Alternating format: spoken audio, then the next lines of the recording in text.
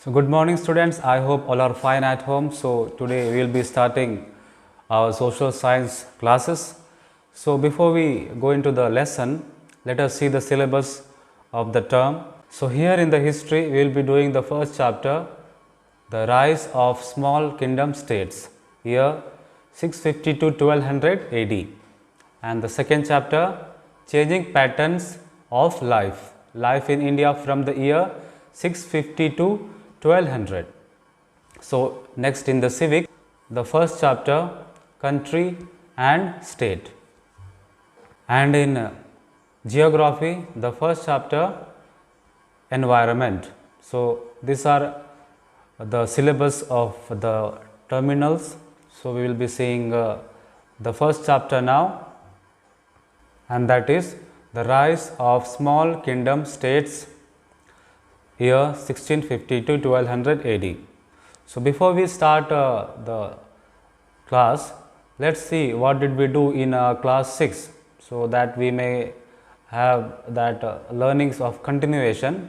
So you can see in history we did in the first chapters to the later we have done about the early people, how they used to stay in the jungles and they used to depend on fruits. Then they moved to a permanent settlements. So then they build large well planned cities and roads, then bricks.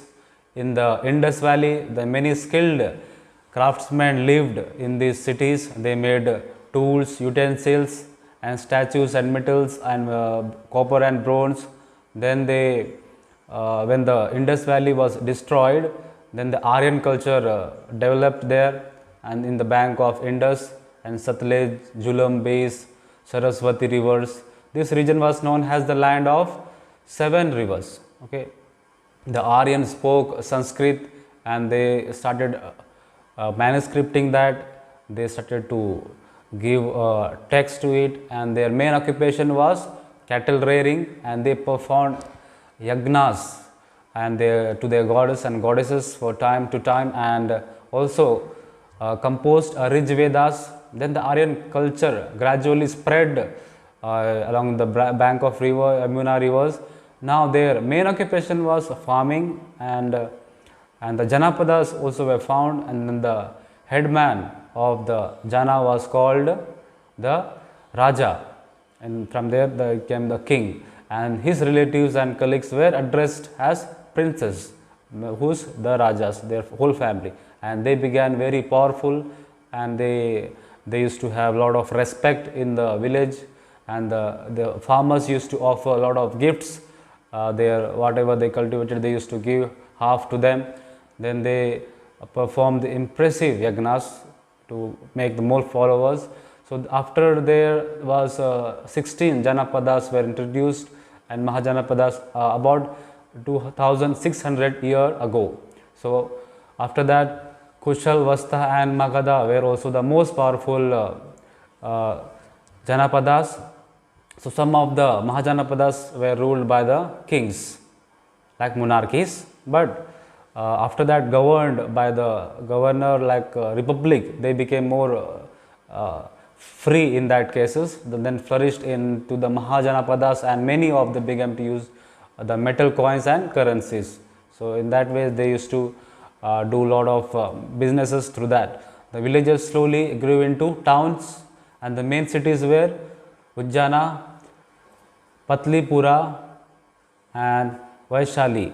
So it was during the period of Buddha and Mahavir Swami preached the Buddhism when he introduced. Then Alexander the king of Greece also attacked the northwest region at that time. Then the Mauryan dynasty subsequently established, and then we know that the emperor King Ashoka was the most famous king in that time, and he tried to win the hearts of most of the people. Then the religious peace he brought, and a lot of changes he spread, and his thoughts and ideas gave a lot of impression, a lot of support for them, so that they supported his king, and he was very famous in that time. So after the death, then the Gupta dynasty rose. Then Magadha became the most powerful and established their large empires there. Then Samudragupta, we know, was the most important ruler, and where after his descendant expanded, it came declined. Then the Aryans were defeated by the kings of North India and merged their kingdoms into his empire. But when he conquered the kings of South, when they were conquered by the kings of South, so they did not have any other source to raise their kingdom. So because they were very getting slower in declining in that cases of that kingdom, so instead they returned their kingdoms and made them swear an oath, allegiance of the Gupta dynasty again. Then once a Gupta dynasty declined, then the other smaller kings tried to expand their kingdoms in like Harshavardhana. Kanauji was the most famous. So in those days, the Chhattisgarh region was also called the Southern Kosala and the Shiripur. Shiripur was the capital of Kosala. The most famous Kosala king was Mahashiva Gupta Balarjuna. Then the archaeologists and historians refers to the most of the periods as the golden age of Chhattisgarh, and it was the age of religious tolerance during the Shiripur. Famous Lakshman temple was built, a lot of religious reformation was done, and most of the people they had that belief to go to there, and other religious acts came into that tradition. After the death of King Harshavardhana in 647 AD, after that for the next 600 years there were no large empires in India. So the country was divided into many small kingdoms. So why did this happen? From where did these small kingdoms arise? Who were the famous kings of that time, and how did they manage to maintain the large armies and to protect their kingdoms and to conquer more territories? So what went on their royal courts?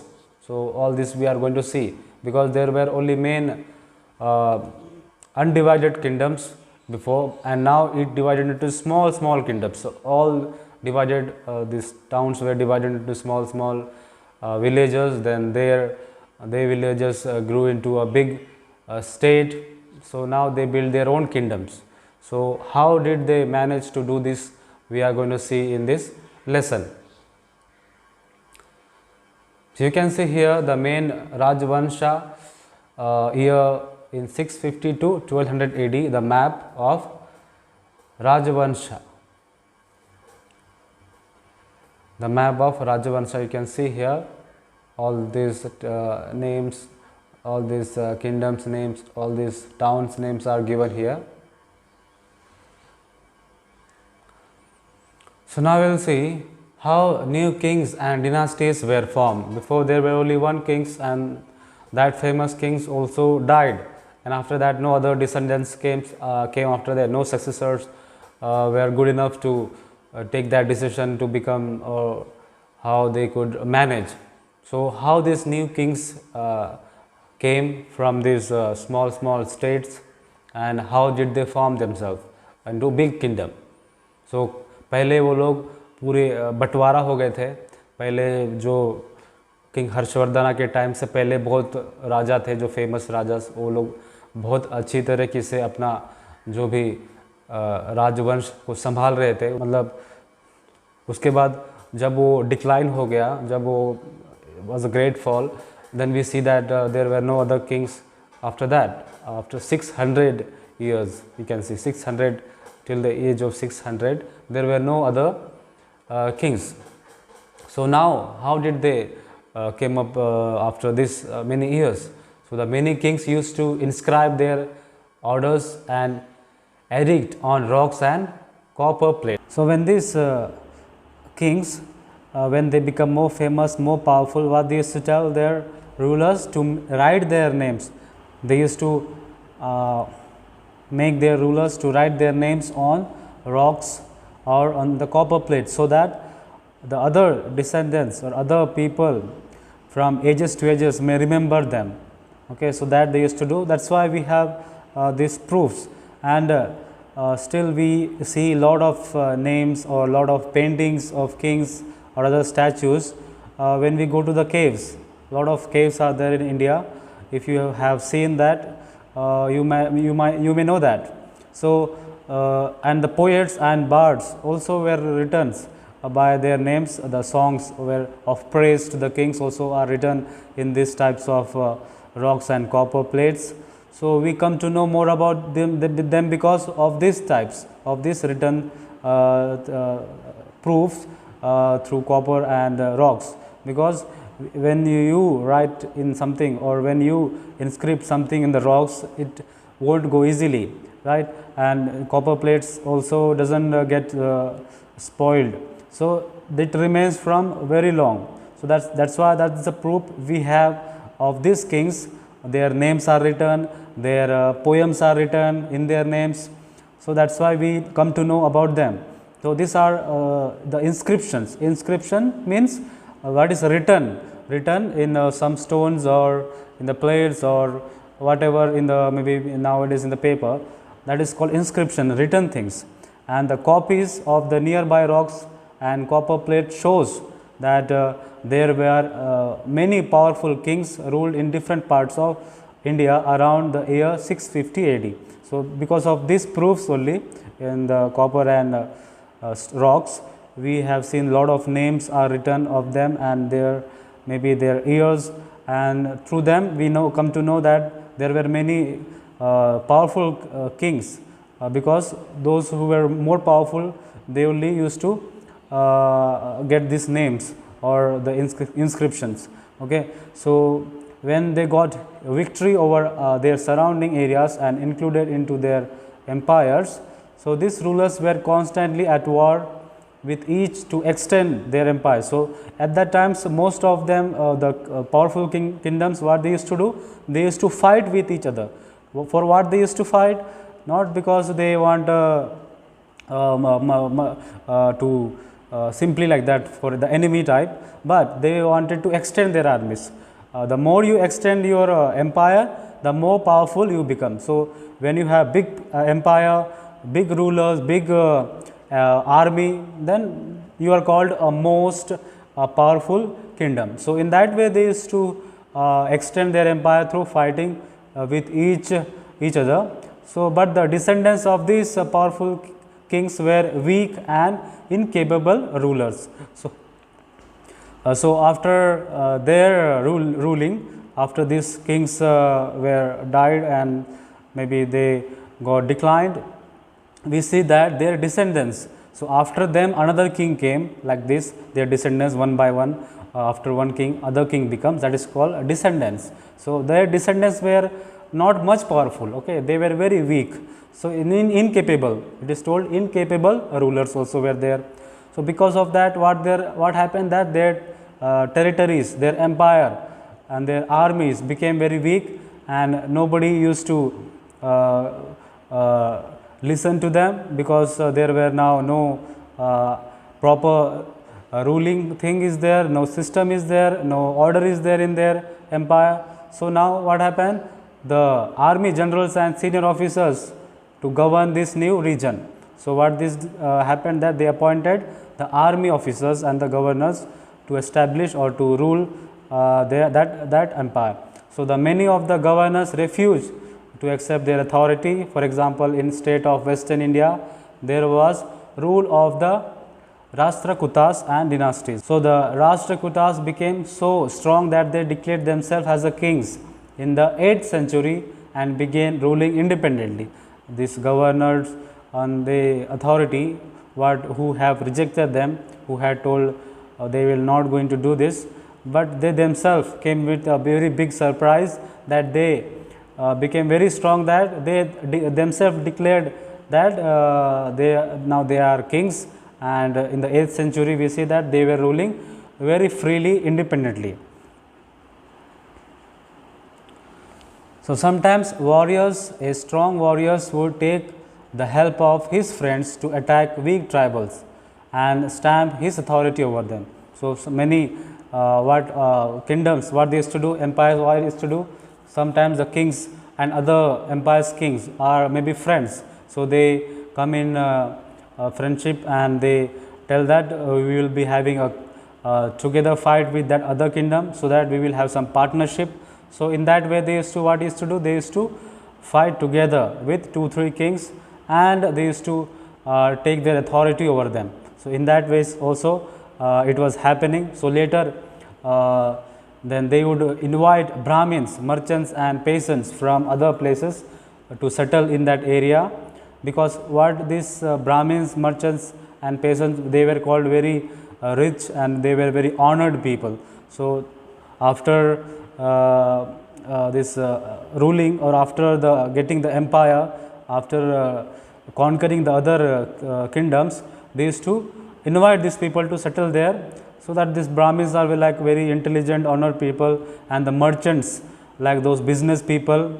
Okay. So, that their kingdoms will develop in that states of in every field. So, in that way they used to invite other people. So, stone inscription found in Gatiala near Jodhpur in Rajasthan gives such examples. So, we see a lot of these examples in Jodhpur in Rajasthan. So, it says that Pratiharas established their rule in the region in this way. So, in Chhattisgarh, the Kalchuris became rulers of Tripuri kingdom near Jagdalpur, and in similar manner. So, lot of in Chhattisgarh also we see, other places also we see this types of ruling was happening, and they developed a lot in that cases. Many are seeing each other, and the kingdoms are they are trying to develop their own country in that way. So, there were more ways to become kings and kingdoms alike. So, some families would settle in the area and acquire a lot of land for farming. So, they also would dig wells, ponds and bawadis in to irrigate to land to get good crops. As their harvest increased, their families would become wealthy and powerful. So, their grandeur would increase, and other people would seek their help and advice. The people would pay obeisance. The people would pay obeisance to them and listen to whatever they said to establish their superiority and authority. These families would tell people they were descendants from the lineage of gods and rishis.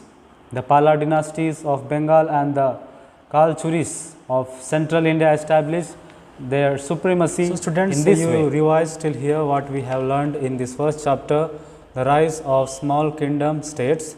So, how after the death of King Harshvardhana, how did they rise, and their descendants were very weak, and how slowly now they are getting into a big state, that is called the rise of the kingdom states.